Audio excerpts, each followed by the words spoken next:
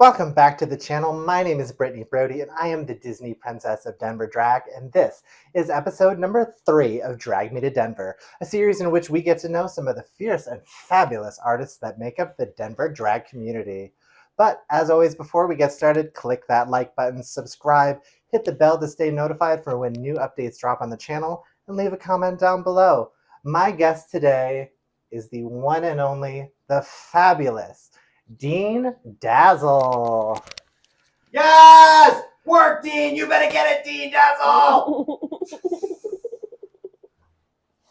And one thing I always like to start out with is, in your own words, how would you describe your style of drag? Well, I'm not good with words, so I'm going to steal someone else's. Serotonin. Oh, name dropping. Yep, she roasted Let me me. pick that name up for you. Thank you. She roasted me, but this was like the ultimate compliment. She said I'm the love child of Guy Fieri and George Lopez. And growing up the way I did that just made sense. I'm funny and I have a great taste in food, which explains the dad bod. Okay. So you're not like a Dean Martin or even like a James Dean, Rebel Without a Cause kind of Dean?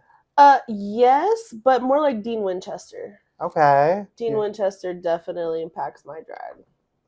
So what you're saying is you're basically going to do drag for years and years and years until you can fight God, run out of steam, and then eventually die at the end. Yes. It's get taken out by a fucking rusty nail. That's exactly. Tetanus. Dean deserved better. Well, at least you have a great car. I do. I have a black Impala. No, not an Impala. God, I wish. Oh, one day. I have a black Chevy and her name is Baby. So living the Dean dream. Okay, Chevy to the levee. Mm-hmm. Now, one thing that you recently did was you got to do Pride. You were on the main stage of Pride, and it was on your birthday. Yes. That's so cool. Tell me about that. Oh, that was exciting. It was a once-in-a-lifetime moment, so I couldn't turn it down, even though part of me wanted to, because it was hot. I think it was 107 that day. Awful that day. Woo! And being in all this makeup and stuff was brutal, but you know, you only turn a certain age once, so having that experience on a Denver Pride right after Shea Coulee and Mirage, and Shea Coulee told me happy birthday. Oh, you dropped some more of those names. That's more like, checklists, bucket list things, like things you would never expect to happen, but they did, and it's like, okay, I'm good. Just congratulations. Thank y'all. Another accomplishment that I want to talk about is you did So You Think You Can Drag, which you won. Then you came back for So You Think You Can Drag All-Stars, and you also won that too. I did. Unstoppable winning. What would you say was the hardest part of that experience?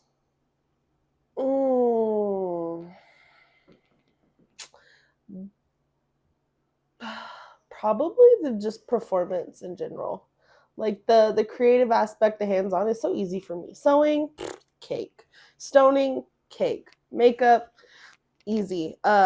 Performing in front of people, terrifying. Okay. So that would be the hardest part for me, trying to impress those judges every week, especially when there were some like top-notch judges, and it was like, oh shit, don't fuck it up, because they know what they're talking about.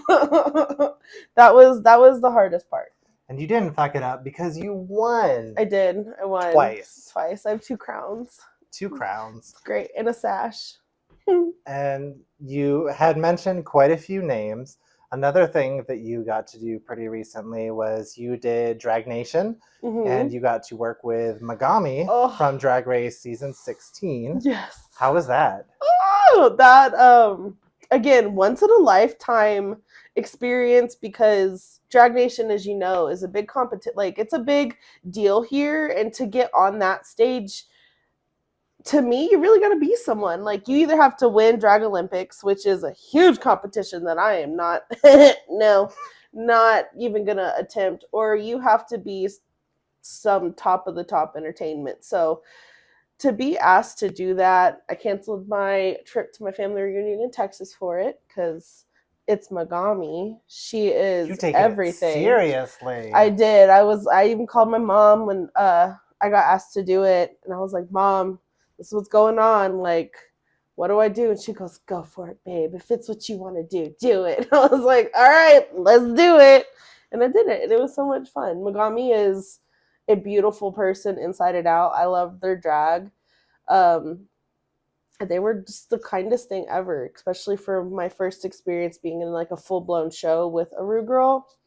It was great. I loved it. Hell yes. I've seen you do a lot of drag routines in my time. Yeah. But the big one that you're known for is Nacho Libre. How did, out of all the movies, how did you stumble on Nacho Libre and where did that routine come from? So, Nacho has been a staple in my life for as long as I can remember. I have umpteenth nieces and nephews, but specifically one of my nieces, we really bonded over that movie. And, there's the scene where he's like, Chancho, I need to borrow some sweats. She was my chancho, and that's what we would do that. And so I just bonded over that movie, and that was everything. To have the confidence to pull off the costume, though, was a whole other Because there's ballgame. multiple costumes in that routine. Yes. Going from the Father Ignacio to like Lucha Libre. Yes. Yeah. You got to make it a story. And I kind of learned that from watching all these drag entertainers here. Just kind of tell a story through your drag, but most of all, the tattoo shop that I am currently at had a Halloween event. We had Halloween costume contest, and I was like, I'm gonna be a little extra with it. And so while we were tattooing, I did the reveals throughout the day, and everyone loved it. They were like, "Oh, you're such a different person, blah blah blah. You're so cool." There's also a trunk or treat. Okay. I didn't have my car, so I brought my bike, and I drove around the parking lot in my bike, handing out candy from my little basket, dressed as Nacho Libre, and I won the costume contest. I even beat the pretty girls, and I was like, yes, I've never beaten the pretty girls before. And that gave me the confidence to do Cherry Pop. And then The rest is history. Just kind of blew up from there. I didn't expect to be good. So we know that you did the Nacho Libre. Have you ever watched Lucha Libre or wrestling at all in your time? Oh yeah. Growing up, it was a pretty big staple in the house. Okay. But mostly the Americanized version. So back then, WWF, WWE, Raw, things like that. So Eddie Guerrero was a big staple. But of course, the mask, you got Rey Mysterio. So, oh yeah. Rey Mysterio always does so many different comic book characters and just so many different unique, incredible things with the mask. His color schemes are. Drag and wrestling are so tied together. Eddie Guerrero, when he died, that was such a huge impact on me as a kid. Because he was wrestling 2 weeks earlier. He was doing that program with Batista. But yeah, I was definitely more of the Viva la Raza, Light Cheat, Steel Eddie versus the Latino Heat, Hey Mami. Well, speaking of wrestling, that brings us into our game, inspired by your Nacho Libre routine. This game, I'm going to name 20 different people, and you're going to tell me, are they a wrestler or do they do drag? Oh, shit. So you said that you used to watch wrestling. Let's see how some of these names are from the past. Some of these names are current wrestlers. Some of these names are from RuPaul's Drag Race. Some of them are from just all over the place. There's 20 names. All you have to do is get 12, and that's 65%. The math is mathing. Oh, the math is mathing. I don't know how to math. I think that's a good ratio for you. Okay. Are you ready? Do you feel confident? Yeah. You got this. All right, let's do it. Number 1, Rhea Ripley. Oh, that is. Sounds wrestler. That is mommy. Okay, good job.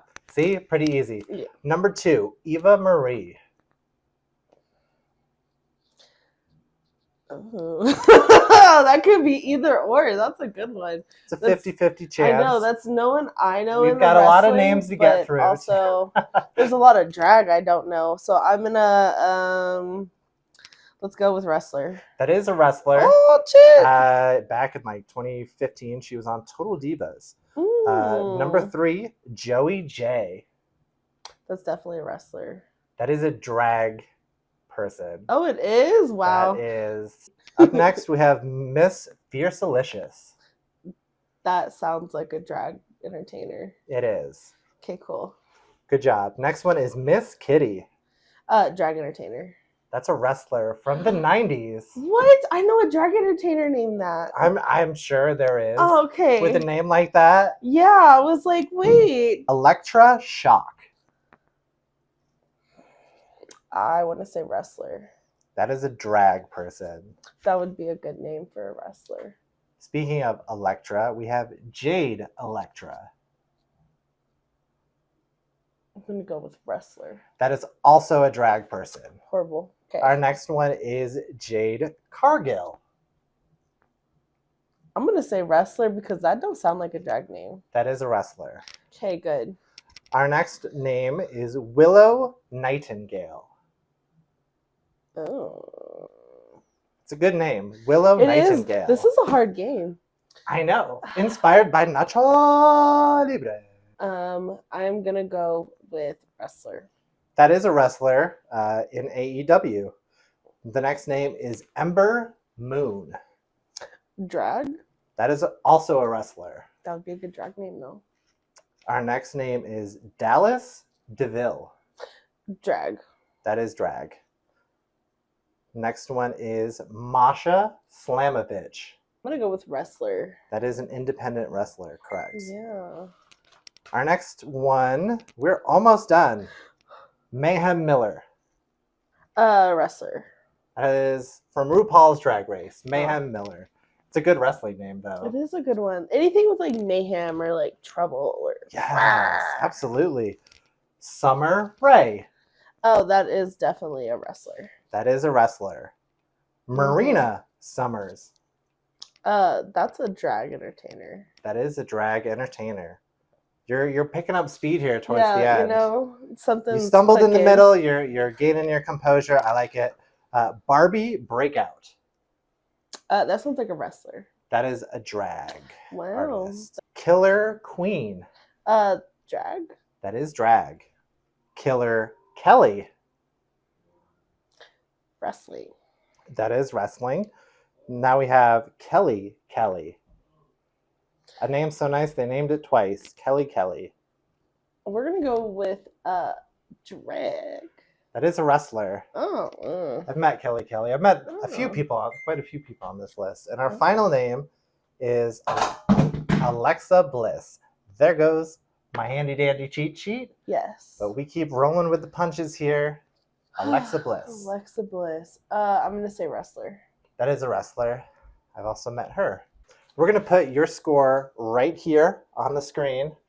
You did so good, or you did so terrible. Bonus question. Why don't we do that? Are they a drag artist or a wrestler? Brittany Brody. So hard. I would say drag wrestler. No, I'm kidding. What? You win. You win all of the points in the world. Infinity points. Good thing I didn't say Dean Dazzle, because there was a long pause there before you answered that one. Yeah, Dean Dazzle wrestles with a lot of things. Wrestling with Trauma, Wrestling with the Shadows, coming soon to a Barnes & Noble near you. Moving a little bit away from drag, you're also a tattoo artist. Yes, I am. And you do tattoos for Disruptive Inc. Mm-hmm. How did that come about? What got you into tattooing?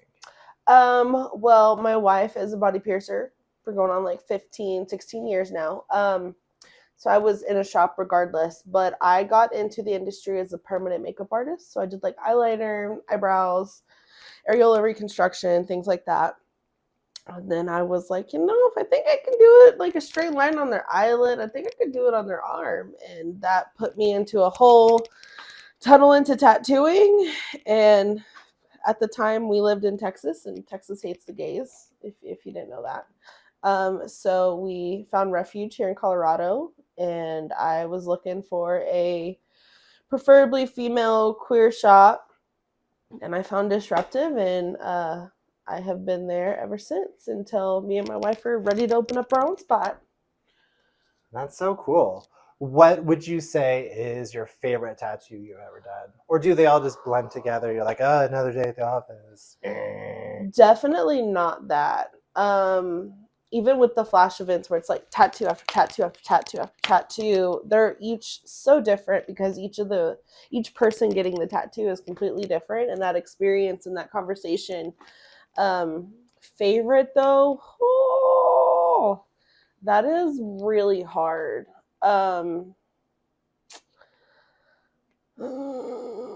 I would probably say, just because I am like super sentimental this time of the year, I did a tattoo for this person because their dog just passed away. So we did like the ashes in it and everything, and that I cried during it because I was going through difficulties with my dog, and just that whole experience, the tattoo, it healed perfectly. Like, that was my favorite so far.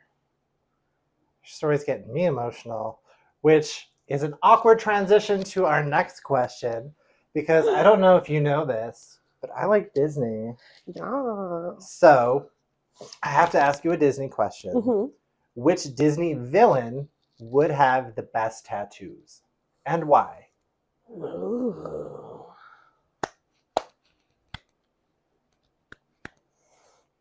This is hard. Because I have a couple I think would be up there, but we'll see. There's no wrong answer. No, it's more about aesthetic. And for some reason, my mind only, like, when I think of the aesthetic that I like, which is like witchy and dark and thorny and viney, I would more drawn to like Maleficent or the Evil Queen. I can see that. Yeah. My brain was going more towards like Cruella or Hades, but more Hades based on personality, like that sarcastic. I think you would get some cool tattoos. Yes. I would just want to be friends with Hades. I went through your social media, and in 2022, you and your wife did a hand fasting ceremony at Hamburger Mary's. Tell me about that, and how did you end up ultimately choosing Hamburger Mary's as the destination for that? We did it. Okay. We got The Instagram lied to me? no, Instagram did not lie. That is where it happened, but that is not where it was planned. It was not the first choice. No, Okay. no, not at all. We were having our reception there because Hamburger Mary's has been a staple in our life since we moved here. It was like our first queer safe space. All our friends worked there, so we were like, after we have our little reception in the woods up in the mountains, we'll come back to Mary's and we'll all meet for drinks. Well, it decided to rain that day, and my family, being from the flatlands of Texas, does not know how to drive in the rain or to get the mountains. So we got rained out of our ceremony location and just ended up going to Mary's. And we pop up and they're like, oh, congratulations. And I'm like, we haven't done it yet. And Tammy kicked in and got everything together and cleared a little path right there in the back patio of Hamburger Mary's. And we did our little hand fasting ceremony. And Jeremy, Betty Swallows all night officiated, kind of. Okay. Because they're also a witch, so it really helped with our little witchy ceremony. And then my dog signed our marriage certificate, and we were married. Your dog signed the marriage certificate? Yes, he was our witness. That is very cool. Yes. I wish my dog, if I ever get married, my dog signs the marriage certificate. You can make it happen. They can That's sign so as your cool. witness. Yep. We had our oldest and our youngest paw print on our marriage certificate as witnesses. Speaking of dogs, and this might be the most important question you're ever asked in the history of your life. On May 6th, 2021, you took a Facebook quiz, and that Facebook quiz said that if you could be any kind of dog, you would be a Rottweiler. Do you agree, disagree, or has that changed? I have never owned a Rottweiler, so I have no idea what their personality is. I just see 3 years ago, stereotypes. you were Rottweiler. You know, but I don't know. I don't know if I'm a Rottweiler. I might be. You got that dog in you? Mm-hmm. I'll bite, but I could also be like a Chihuahua, just bite ankles. You know, I don't Ooh. know, but I bite. Grr. Dean Dazzle, thank you so much for coming on. Where can we find you on social media, and what shows do you got coming up? Shows, they kind of pop up here and there. I think I am at Hamburger Mary's with Lulu Crystals the 20 something Okay. that weekend, the early 20s. And then one of those days, I'm also at Denver Suite for like this beach escape show. You can check me out on Instagram with Ink by Haley with periods as spaces. I keep everything there from tattoos to drag, so you can find it all on Instagram. I am old, so I do not have the TikTok. So Instagram is where you can find me. I have the TikTok, but I'm old, so I don't have the Snapchat. So See, we can I'm trade off. other. Maybe. I'm the other old. I got the Snapchat, but not the TikTok. Well, Dean, it has been such a pleasure having you on my channel. Thank you so much for coming on. If you made it this far in the video, drop a comment down below. The secret word is nacho. Type nacho down there. That way we know you actually made it to the end of the video. And as always, hit that like button, subscribe, click the bell to stay notified for new updates. My name is Brittany Bodie. This has been Drag Me to Denver. Thanks again. Take care. So you're just gonna ask me some questions and fun stuff. We'll see what trauma unfolds. Yeah, it's not going to be traumatic. I'm trying to hype you up. There's always trauma behind it. That's how my drag career started, so it's fine.